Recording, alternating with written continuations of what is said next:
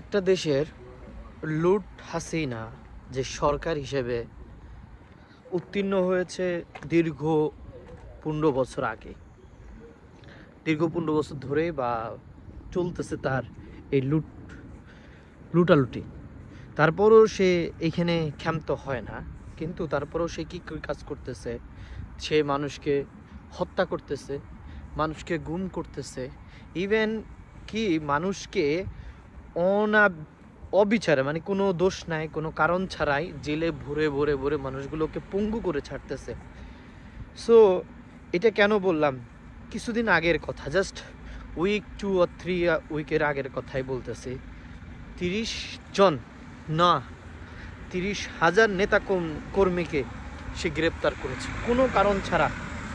একটা দেশের রাজনীতি কতটা বিপর্যয় হয়ে গেলে, আমাদের ফ্রিডম কতটা আমরা হারায় ফেললে তাহলে এরকম একটা সরকার গঠন হয়, যে সরকার কোনো কারণ ছাড়াই মানুষকে জেলে ভরে ভরে ভরে ভরে কি করতেছে? নিজের যেই শক্তিমত্তা আছে সেটা জানান দিতেছে। এটা কি শক্তিমত্তাকে বলে? এটা শক্তিমত্তা না। এটা কি অনেক মানে এনার্জি বলেন না, এটা হলো অবিচার, এটা হলো জুলুম, এটা হলো অত্যাচার। যে অত্যাচার করে আল্লাহ তাকে পছন্দ করেন না। সো এমন একটা রাজনীতিতে সে আমাদের সাথে ক্রিয়েট করে ফেলছে, যে রাজনীতিটা আমাদের জীবনকে অতিষ্ঠ করে দিয়েছে।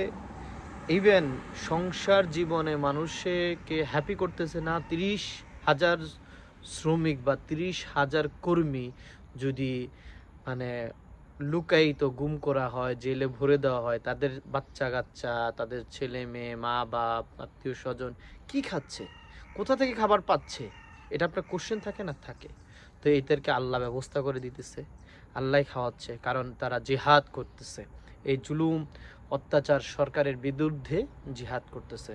সো আমরা সবাই তাদের পাশে থাকব, আর এই জুলুম অত্যাচারকারী সরকারের বিরুদ্ধে যথেষ্ট চেষ্টা করব রুখে দাঁড়ানোর। ইভেন তাকে রুখে দেব ইনশাল্লাহ। এই লুট হাসিনা মানুষকে গুম থেকে শুরু করে সব রকমের কাজ করতেছে। সো আমরা বি কেয়ারফুল থাকি।